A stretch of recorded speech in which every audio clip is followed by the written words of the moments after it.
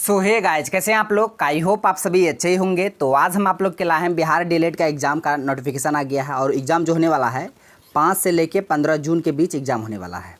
तो उसी को देखते हुए हम आज मॉक टेस्ट लेके आए हैं और ये हिंदी से संबंधित होंगे। मॉक टेस्ट 1 और हिंदी में एक बहुत ही महत्वपूर्ण टॉपिक है वर्ण विचार। तो इससे संबंधित जो भी प्रश्न बनेंगे सभी प्रश्नों को इस वीडियो में बताएंगे और विद एक्स्ट्रा फैक्ट के साथ। तो आप लोग वीडियो के अंत तक बने रहिएगा। तो चलिए शुरू करते हैं। पहला प्रश्न है, इनमें से कौन सा व्यंजन संयुक्त व्यंजन का उदाहरण है। तो संयुक्त व्यंजन कहते किसको हैं, कितने हैं संयुक्त व्यंजन, तो सभी के बारे में जानेंगे। तो पहले हम जान लेते हैं कि संयुक्त व्यंजन कहते किसको हैं। देखिए, दो व्यंजनों से मिलके जो व्यंजन बनता है उसे हम लोग बोलते हैं संयुक्त व्यंजन। दो या दो से अधिक व्यंजनों के मिलने से जो व्यंजन बनता है उसे हम लोग बोलते हैं संयुक्त व्यंजन। तो संयुक्त व्यंजन 4 हैं। कौन कौन है? पहला अक्ष, फिर तर, फिर ज्ञ, फिर सर। ये 4 संयुक्त व्यंजन है। ठीक है, ये भी किसी न किसी व्यंजन से मिलके बना है। देखिए, अक्षर किससे मिलके बना है, पूछता है एग्जाम में, याद रखिएगा। क भी व्यंजन है, अब प्लस मूर्धन स, क प्लस मूर्धन दोनों मिलके क्या बना, अक्षर बना। तो अक्षर किससे मिलके बना, क और मूर्धन स। ये दोनों व्यंजन है और दोनों व्यंजन के मिलने से भी क्या बना, व्यंजन बना। तो इसे ही हम लोग बोलते हैं संयुक्त व्यंजन। तो अक्षर किससे मिलके बना है, क प्लस मूर्धन स, यानी क में हलंत। उसके बाद तारा किससे मिलके बना है, तो ये व्यंजन है, प्लस र ये भी व्यंजन है। तो प्लस र से मिलके क्या बना, तर। अब ज्ञ किससे मिलके बना है, तो जो में फिर हलंत प्लस य, तो जो प्लस य मिलके क्या बना, ज्ञ बना। अब सर किससे मिलके बना, तो तालब स, ये भी व्यंजन है, हलंत होगा सब में। उसके बाद र, तो तालब स प्लस र ये दोनों मिलके सर बना। तो ये 4 संयुक्त व्यंजन है। संयुक्त व्यंजन की संख्या कितना है, 4 है। कौन कौन, अक्षर, तर, ज्ञ, सर। अब यहाँ प्रश्न पूछा गया कि इनमें से कौन सा संयुक्त व्यंजन का उदाहरण है। डो होगा, नहीं होगा। ढ होगा, नहीं होगा। झ होगा, नहीं होगा। इसका आंसर ऑप्शन डी हो जाएगा, अक्षर, तर, ज्ञ, सर। ये 4 संयुक्त व्यंजन है। तो यहाँ ऑप्शन में अक्षर ही दिया था, तो आपका आंसर ऑप्शन डी हो गया। आई होप आप ये प्रश्न को समझ गए होंगे। अब बढ़ते हैं अगले प्रश्न की ओर। प्रश्न है, स्पर्श व्यंजन का उदाहरण है। स्पर्श व्यंजन का उदाहरण है, आपको बताना है कि स्पर्श व्यंजन पहले कहते किसको हैं, उसके बाद जानेंगे ना। देखिए, ऑप्शन में दिया यो, वो, लो, चो। स्पर्श व्यंजन कवर्ग से लेके पवर्ग तक है। कुल 25 स्पर्श व्यंजन है। 25 स्पर्श व्यंजन है।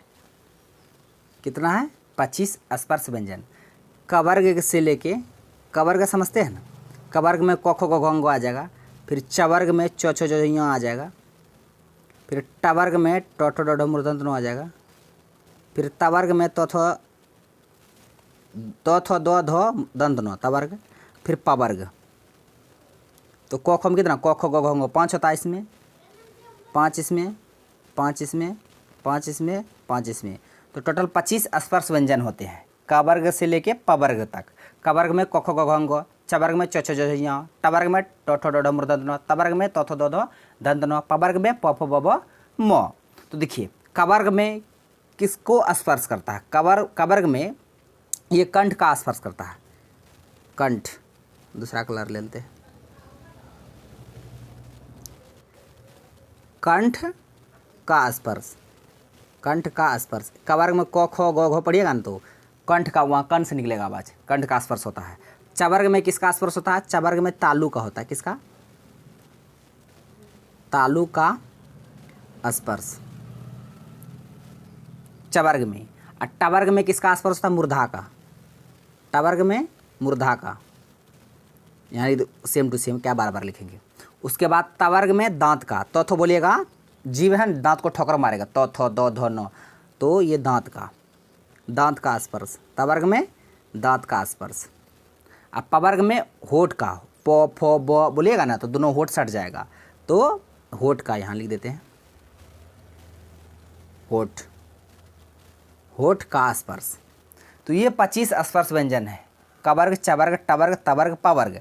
कवर्ग में कंठ का स्पर्श, चवर्ग में तालु का स्पर्श, टवर्ग में मूर्धा का स्पर्श, तवर्ग में दांत का, पवर्ग में होठ का। तो यहाँ प्रश्न में पूछा गया कि स्पर्श व्यंजन का उदाहरण है, यो होगा, वो होगा, लो होगा, च होगा। देखिए, ये कवर्ग से लेके पवर्ग तक में यो नहीं आता है, वो भी नहीं आता है, लो भी नहीं आता है। तो इसका आंसर ऑप्शन डी हो जाएगा चो, ये च वर्ग में आ जाएगा चो, तो आपका आंसर ऑप्शन डी हो जाएगा। अब चलते हैं अगले प्रश्न की ओर। प्रश्न है, निम्न में से अल्प प्राण वर्ण है। अल्प प्राण महाप्राण आप लोग पढ़े होंगे, अल्प प्राण महाप्राण आप लोग पढ़े होंगे, है ना। आपको बताना है कि इनमें से कौन सा ऑप्शन में है जो अल्प प्राण वर्ण का उदाहरण है। ऑप्शन में दिया फ भ स तालव्य स मूर्धन्य स ट ड थ घ। तो देखिए अल्प प्राण पहले कहेंगे किसको, पता होगा तब ना। तो देखिए दोनों में हम थोड़ा सा डिफरेंस बता देते ताकि एक ट्रिक से, ताकि आप लोग को याद रहे। अल्प प्राण, अल्प प्राण, एक होता है महाप्राण, महाप्राण। तो देखिए अल्प प्राण में क्या होता है, दूसरा कलर ले लेते हैं, ठीक है, तो अपना याद होगा अच्छा से। देखिए अल्प प्राण किसे कहेंगे, ऐसे याद रखिएगा, हम सब ट्रिक बताते हैं, मतलब बता देते हैं, आप लोग याद रखिएगा। अल्प प्राण में क्या होता है, मुख से हवा जो है ना, हवा कम निकलती है, लिख देते हैं शॉर्ट में, हवा मुख लिख देते हैं, तब ना समझिएगा। अब हवा कहाँ से निकलेगा पता नहीं रहेगा, तो मुख लिख देते हैं, ठीक है। मुख से हवा, एयर जो है हवा कम निकलेगा, मुख से हवा, जिस वर्ण को बोलने में मुख से हवा कम निकलेगा वो अल्प प्राण, और जिसमें हवा अधिक निकलेगा लिख देते हैं। महाप्राण में मुख से हवा अधिक मात्रा में निकलेगा, अधिक निकलेगा, अधिक निकलेगा। इस कॉन्सेप्ट को आप याद रखिएगा। अल्प प्राण में, अल्प मतलब कम, ऐसे याद रखिएगा, अल्प मतलब कम, तो मुख से कम हवा निकलेगा जिस वर्ण को बोलने में, तो अल्प प्राण। और जिसमें अधिक निकलेगा, महा महा बाबू सोचो कितना महा नहीं ज़्यादा, तो मुख से जब अधिक मात्रा में हवा निकलेगा तो समझिए महाप्राण। आप यहाँ देखिए, इसको बोल के देखिए, ऑप्शन ए में दिया फ भ, कितना तेज हवा निकलता, फ भ, तो ये नहीं होगा, ये महाप्राण हो जाएगा, ये नहीं होगा। उसके बाद बी में दिया है तालव्य स मूर्धन्य स, इसमें कितना जोर से हवा निकल रहा है, ये भी नहीं होगा, कम हवा निकलना चाहिए। उसके बाद टोडो, टोडो है तुरंत, टोडो टोडो टोडो, कम हवा निकलता है, तो यही तो आंसर होगा। बाकी डी में देख लीजिए थ घ, इस सब में भी जोर से हवा निकलता है, अधिक हवा निकलता है, तो इसका आंसर ऑप्शन सी हो जाएगा टोडो। टोडो टोडो बोलिए ना, तो कम मात्रा में वायु निकलेगा, टोडो टोडो, तो यही आपका आंसर हो जाएगा ऑप्शन सी। मुझे उम्मीद है आप ये क्वेश्चन को, इसके बाद अल्प प्राण महाप्राण दोनों में डिफरेंस को समझ गए होंगे। अगर आपके एग्जाम में प्रश्न पूछेगा तो वर्ण सी कौन सा अल्प प्राण है महाप्राण है, तो ऐसे आप बोल के पहले देखिएगा, उसके बाद ही बनाइएगा, ठीक है। जिसे हवा ज़्यादा निकलेगा महाप्राण, कम निकलेगा तो अल्प प्राण। तो फ्रेंड्स अगर वीडियो अच्छा लगा तो लाइक भी कर दीजिएगा, और सारे प्रश्न का पीडीएफ आपको कर दीजिए, जिस अड्डा के नाम से टेलीग्राम में चैनल है वहाँ पर जाकर जुड़ जाइएगा, वहीं पर आपको सारे प्रश्न का पीडीएफ मिल जाएगा। प्रश्न है दूसरा कि क का उच्चारण स्थान कौन सा है, ये तो बहुत आसान है, क ख गो, कंठ से मूर्धा होगा, नहीं तालु होगा, नहीं दंत नहीं होगा, इसका आंसर ऑप्शन बी हो जाएगा कंठ से।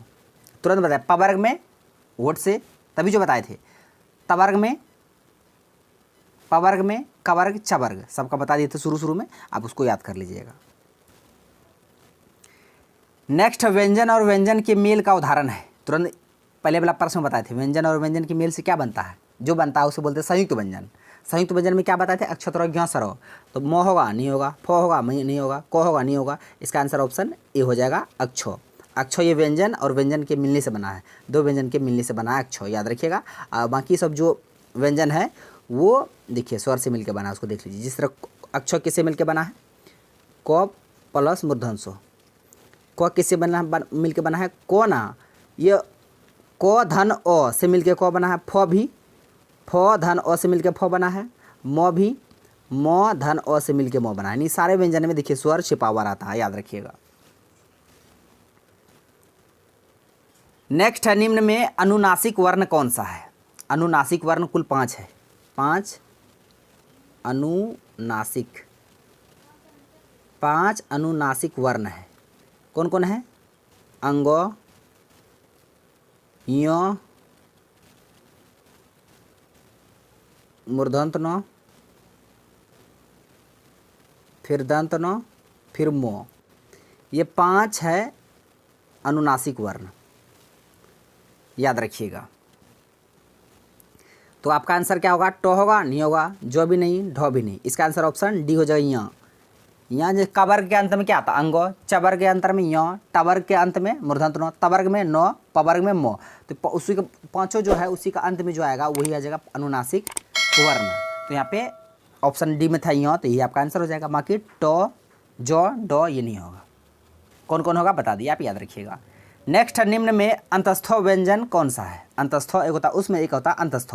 अंतस्थ होता है अंतस्थ व्यंजन य, र, ल, वो, ये अंतस्थ व्यंजन होता है। और उसमें होता है तालव्य मूर्धन्य दंश हो, तो ये 4 होता है अंतस्थ। ब होगा नहीं, द भी नहीं होगा, ज भी नहीं होगा। इसका आंसर ऑप्शन सी हो जाएगा वो, क्योंकि य, र, ल, वो में वो आया ना, तो ये चारों है अंतस्थ व्यंजन। और उसमें होता है तालव्य मूर्धन्य दंश हो, तो याद रखिएगा। नेक्स्ट है हिंदी में आगत व्यंजन किसे कहते हैं? ये बहुत इंपॉर्टेंट प्रश्न है, ये आप बहुत सारे स्टूडेंट पहली बार देखे होंगे। आगत व्यंजन, क्या आगत व्यंजन? तो देखिए इसका थोड़ा डेफिनेशन देख लीजिए। आगत व्यंजन हिंदी में अंग्रेजी और उर्दू भाषा के शब्दों के शुद्ध रूप से लिखने और उच्चारण के लिए केवल व्यंजन शब्दों में एक बिंदु लगाया जाता है, इसे ही आगत व्यंजन कहते हैं। जिस तरह हम लोग क, ख लिखते हैं ना, ऐसे नीचे अगर बिंदु लगा दीजिएगा तो ये आगत व्यंजन हो जाएगा। इसी नीचे अगर बिंदु लगा दीजिएगा, नुक्ता लगा दीजिएगा, ये आगत व्यंजन हो। जैसे क में देखिए बिंदु नीचे लगा दिया, ख में भी, ग में भी, फ में भी, ये सब हो गया आगत व्यंजन। समझ रहे हैं ना? और देखिए ऐसे इसे समझिए ना, आगत व्यंजन किसे कहेंगे? आगत स्वर या व्यंजन किसी दूसरे भाषा के शब्द को हिंदी भाषा में जो जिस तरह से टेढ़ मरोड़ को जिसे भी लिखा जाएगा उसे बोलते हैं आगत व्यंजन कहते हैं। आगत व्यंजन वे हैं जो विदेशी भाषा के शब्दों से अपनाए गए हैं। जैसे हिंदी भाषा में ढ़ और ढ, ड़ और ढ, ड़ और ढ बोलते हैं ना, तो ये मुख्यतः क्या ड और ढ होता है। ड के नीचे ही देखिए ये ड बोलते हैं हम लोग, और ड के नीचे अगर बिंदा लगा दीजिएगा, नुक्ता लगा दीजिएगा, ड़ बन जाएगा। और ढ के नीचे नुक्ता लगा दीजिएगा, ढ बन जाएगा। देखिए ना, है तो वही, तो यही होता है, लेकिन बोलचाल में इसका उच्चारण अलग हो जाता है। ठीक है, ड अगर नीचे लगा दीजिए तो ड़, है ना, उच्चारण भी अलग अलग होता है, भिन्न भिन्न होता है। तो याद रखिए, इसी को बोलते हैं हम लोग आगत व्यंजन या आगत स्वर। तो यहाँ देखिए च होगा नहीं, त नहीं, स्र नहीं। देखिए यहाँ ज के नीचे बिंदा लगा है, यानी यही आगत व्यंजन हो जाएगा। इसका आंसर ऑप्शन बी हो जाएगा। तो बहुत सारे स्टूडेंट क्या करेंगे, यहाँ पे च, ज, तो एक जैसा है और स्र अलग है, मारो आंसर डी, लेकिन गलत हो जाएगा। आगत व्यंजन में देखिए नीचे बिंदु नुक्ता लगा के आगत व्यंजन बनाया जाता है, हम आपको बता दिए, आप इसे याद रख लीजिएगा। नेक्स्ट है इनमें से किस विकल्प में कोई भी वर्ण घोष नहीं है? कोई भी वर्ण घोष नहीं है। अब घोष आघोष को सुनिए, समझिए। घोष किसे कहेंगे, आघोष किसको कहेंगे? ठीक है, देखिए पहले आते हैं हम लोग अघोष में। यहाँ लगे दोनों में डिफरेंस लगाते हैं, एक घोष लिखते हैं, इसमें हम शॉर्ट बताते हैं। एक होता है अघोष। देखिए अघोष में क्या होता है, गला में बोलते के समय, उच्चारण के समय गला में कंपन, गला में कंपन नहीं होगा। अघोष में, अघोष में कंपन होगा। गला में बोलते समय गला में कंपन होगा, उस वर्ण को बोलने में गला में कंपन होगा, बस इसको याद रखिएगा। जिस तरह अल्पप्राण में वायु कम निकलता है, महाप्राण में वायु ज़्यादा निकलता है, एयर। और उसी तरह घोष में गला में कंपन होगा, अघोष में गला में कंपन नहीं होगा। तो प्रश्न में बोला गया कि इनमें से कौन सा जो वर्ण है वो घोष नहीं है। घोष नहीं है का मतलब क्या, अघोष है जिसमें कंपन नहीं होना चाहिए। देखिए अ, ज, झ इसमें कंपन हो रहा है, ये नहीं होगा, ये घोष हो जाएगा। उसके बाद दुर्घेई, च, द इस सब में भी कंपन हो रहा है, ये भी नहीं होगा। ग, ट, ड इसमें भी कंपन हो रहा है, ये भी नहीं होगा। इसका आंसर ऑप्शन बी हो जाएगा क, त, प। क, त, प इसमें कोई कंपन नहीं होता, उतना कंपन नहीं होता। तो क, त, प इसमें कंपन नहीं होता है, इसका आंसर ऑप्शन बी हो जाएगा। जिसमें कंपन नहीं होगा अघोष, जिसमें कंपन होगा घोष। यहाँ प्रश्न में बोला गया कौन घोष नहीं है। घोष नहीं है का मतलब क्या, अघोष है। अघोष यानी जिसमें कंपन नहीं होगा, तो आपका आंसर ऑप्शन बी हो जाएगा, क, त, प में कंपन नहीं होता है। तो ये आज का लास्ट प्रश्न है। इस प्रश्न के आंसर को आप लोग को कमेंट बॉक्स में देना है कि हिंदी में कुल कितने वर्ण हैं। 40, 45, 50, 52 जितना भी है, टाइपिंग करके आपको बताना है कि कितने हैं। तो फ्रेंड्स आज का प्रश्न बस यहीं तक था। सारे प्रश्न को विद कॉन्सेप्ट के साथ बता दी। आई होप आपको वीडियो पसंद आया होगा। यदि वीडियो पसंद आया तो मेरा वीडियो को लाइक कीजिए तथा मेरा यूट्यूब चैनल कर दीजिए, जैसा को सब्सक्राइब करें और बेल आइकन को भी हिट कर दीजिए ताकि हर एक लेटेस्ट वीडियो का नोटिफिकेशन तुरंत आप तक पहुँच जाए। थैंक्स फॉर वॉचिंग वीडियो, धन्यवाद। अब मिलते हैं नेक्स्ट वीडियो में नेक्स्ट टॉपिक के साथ, तब तक के लिए जय हिंद।